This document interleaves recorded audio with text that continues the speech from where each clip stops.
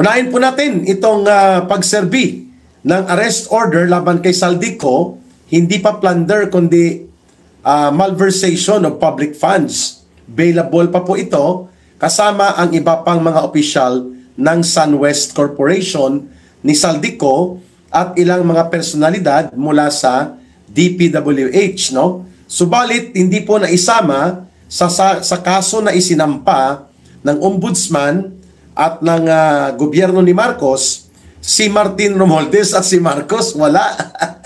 Sila nga ang mastermind. Pag-usapan natin yan. And then, may lumalabas na impormasyon na gusto ni Lisa Araneta at Sandro Marcos na kasuhan si Amy Marcos upang ito ay maipakulong. Kaabang-abang ito Roy Fu. Mayroon na pong malalim na hidwaan at pagbabanggaan sa loob po ng pamilya Marcos. But mind you, mga kababayan, ang iskandalo po na ibinoyagyag, no, ibinoyangyang at isinambulat ni Senator Amy Marcos right before a more than 700,000 crowd of Iglesia ni Cristo covered by the media at lumaganap sa iba pang parte ng mundo, hindi lang po ito iskandalo ng pamilya Marcos. Ito po ay iskandalo ng buong Pilipinas. Sapagkat ang inaakusa ng kanyang kapatid mismo na ang nag-aakusa kapatid niyang isang senador. At ito ay isang mabigat na kalagayan na mayroon tayong inaakusa na presidente na hindi lamang magnanakaw at mandarambong sa kaban ng bayan, kundi adiktos pa. Yan, first time itong mangyari na may ganyan tayo Yosh Terry Tumali and Rotoni Roslin, no? And Gloria Villaronte. Gagamit na naman sila ng taong walang maniniwala sa kanila. Yeah, they would like to appear na may ginagawa sila. Itong si Marcos at si Romualdez, kung kaya binadali nila, lightning speed, no? Kasing bilis ng kidlat, lumabas po kaagad ang arrest order ni Saldico at kahit weekend sa Pilipinas ay hinanap kunwari nila. Doon sa mga addresses, Ma'am Sinaida Lee, dapat kasuhan si Marcos sapagkat siya naman talaga ang mastermind. You are correct about that. Ma'am Sinaida Lee, Cynthia De Los Reyes, and Albert Ricafort. Pag-usapan po natin yan. Pati itong napipintong pagsasampa ng kaso laban kay Senator Amy Marcos na posibleng gawin daw ni Sandro Marcos at ni Lisa Araneta ayon sa mga sources of information mula sa Malacanang. Iril Matyong, Ronaldo Matugina, waiting na ang taong bayan ka Eric? Yes, matter of time. Pangalawa, pag-usapan po natin itong nabunyag na hindi lang pala 1.4 trillion pesos ang unprogrammed appropriations ni Marcos na ipinasok, isinalpak nila with Martin Romualdez and Saldico sa loob po ng 2023, 2024, and 2025 budget. According to former Budget Secretary Butch Abad, na dilaw ito si Butch Abad, pero mukhang hindi na siya aktibo sa Liberal Party. Sinabi niya kanina sa kanyang pahayag sa social media na umaabot sa mahigit 2 trillion pesos ang mga unprogrammed appropriations sa budget ni Marcos mula 2023, 2024, and 2025 combined. Ibig sabihin po, buo na yon. Umaabot ng mahigit 2 trillion pesos. Hindi lamang po mahigit 1 trillion pesos na ginamit nila para sa flood control project. Uulitin lang ni Ka-Eric, ang unprogrammed appropriations po, pinupunduhan ito mula sa pangungutang ng gobyerno. Mula sa mga buwis na ipinapataw na bagong buwis at mula po sa savings ng government-owned and controlled corporations and other government agencies. Kaya taon-taon po nangungutang itong tarantadong gobyerno ni Marcos nang hindi bababa sa 1.2 trillion pesos hanggang 1.4 trillion pesos para po bigyan ng pondo ang unprogrammed appropriations sapagkat doon po sa unprogrammed appropriations pumapasok itong mga proyekto na karamihan ghost projects, flood control, at iba pang infra projects na hindi na isama doon sa National Expenditures Program. Ka-Eric, help po pang tubig nyo for rally. Hindi po makakasama sa rally. Opo, Ma'am Cynthia de los Reyes, thank you po sa mga tutulong at magbibigay ng konting suporta out of your sincerity of heart sa inyong puso sa aming mga pagkilos either sa Liwasang Bonifacio o EDSA People Power Monument. We are trying to apply for a permit on Monday. Ka-Eric, sabi ni BBM, hindi siya mag-resign. Sabi niya lang po yon, Gloria. Si Erap Estrada, si Marcos Sr., ganun din pong sinabi nila. Pero yung dalawa, si Marcos Sr., na diktador at tatay ni Marcos Jr., lumayas din kasama ang pamilya nila. Alejandro Fermano, dati kong kasama sa CPP, NPA, NDF na nagbalik loob na rin. Si Boy Sandig na taga-Uton, Iloilo. Ayan, nanonood, ang dami nyo na.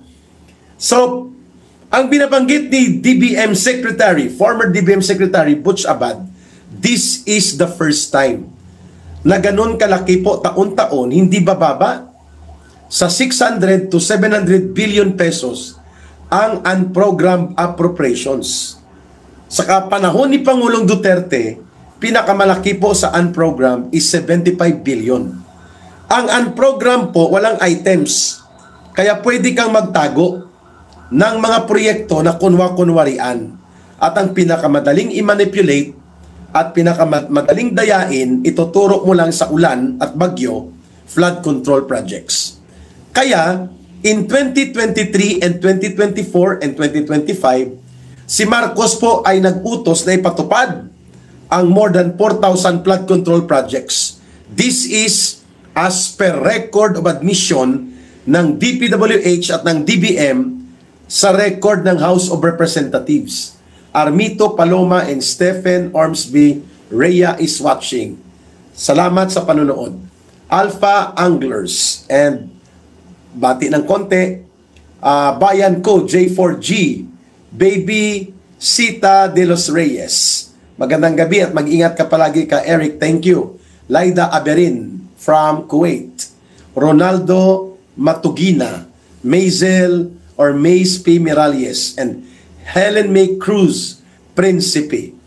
So malinaw na ang pandaraya sa budget ay hindi po kayang gawin niya ni Saldico without the authority cover being given to him by Martin Romualdez and Marcos. There is no Saldico if there is no Martin Romualdez. There is no Martin Romualdez and Saldico among other syndicate group nila sa Kongreso without Marcos.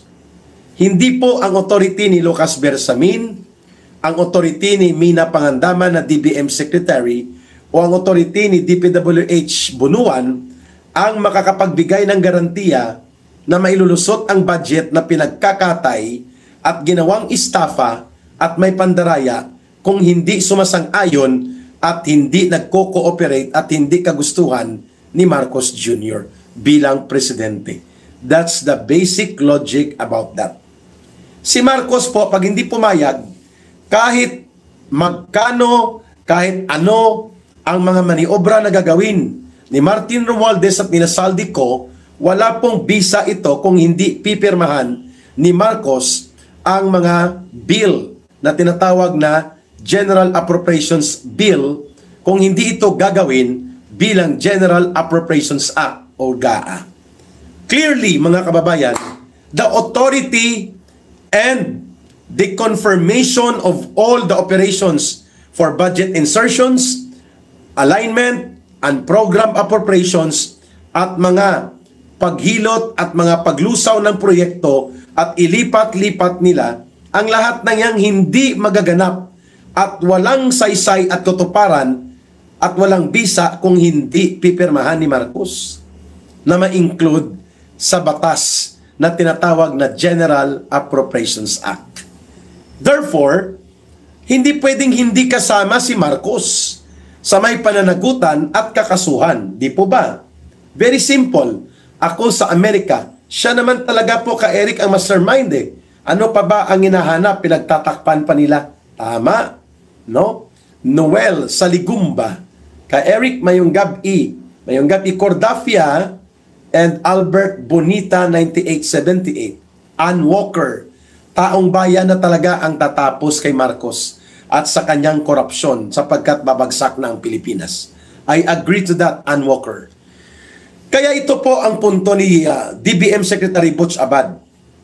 Pati po ang mga foreign assisted projects, first time ko lang ito nalaman na kinaltasan din po taon-taon, we have loans para po sa malalaking projects like dam, mga malalaking highway, airports, ports, na ang nagpupundo, may partnership tayo. Like Japan International Cooperation Agency, o kaya Korean International Cooperation Agency, o ano pa mang mga international na mga funding partners ng mga bansang nagpapautang sa atin o kaya nagiging partner for project implementation. Ang isang requirement po dyan ay FAP. Foreign Assisted Project, kailangan may counterpart. Mantakin po ninyo, ang counterpart na 240 billion pesos sa malalaking projects na tinatawag big ticket projects na foreign assisted, kinakaltas ni Romualdez, ngunit pinapayagan ni Marcos. So hindi pwedeng mag-inosentihan si Marcos sapagkat anuman po ang diskarte ni Romualdez at ni Saldico, walang epekto ito kung hindi palulusutin at hindi pipirmahan ni Marcos ang budget magiging batas. Clearly. Pangalawa, maliban sa pagkaltas every year ng 240 billion pesos mula sa mga counterpart natin, kaya hindi matapos-tapos ang mga big ticket projects sapagkat iniiwan lamang nila ng tag 20 billion, 30 billion, ang mahigit 200 billion pesos, nire-realign nila Martin Romualdez at inuutusan niya si Saldico at ang mga gang of 6 plus 4 na mga sindikato sa loob ng Kongreso na katay-katayin.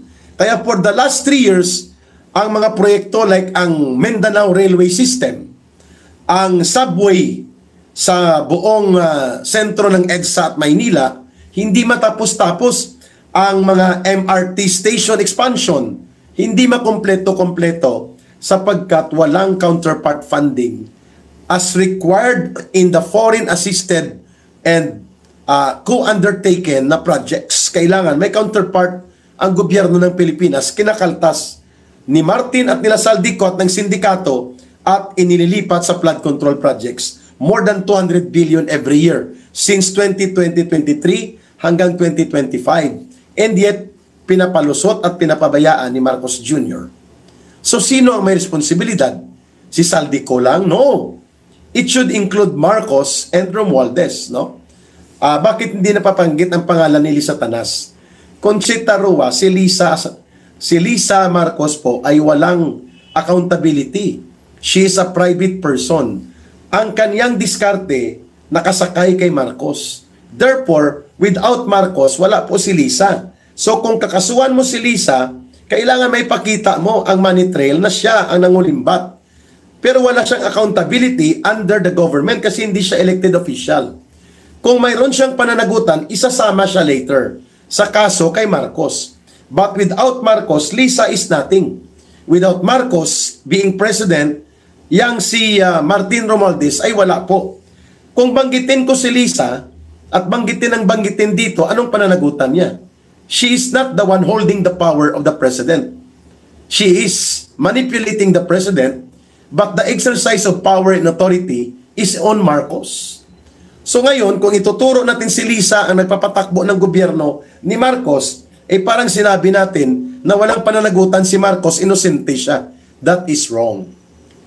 Kaya nagpamanipulate si Marcos, pumayag siya, na siya ay utuin at linlangin ng kanyang asawa, ng kanyang mga gabinete, kagaya nila Bersamin at nila Pangandaman, o nagpagamit sa kanyang pinsan, the principal accountability to everything that happens now will still go back to Marcos.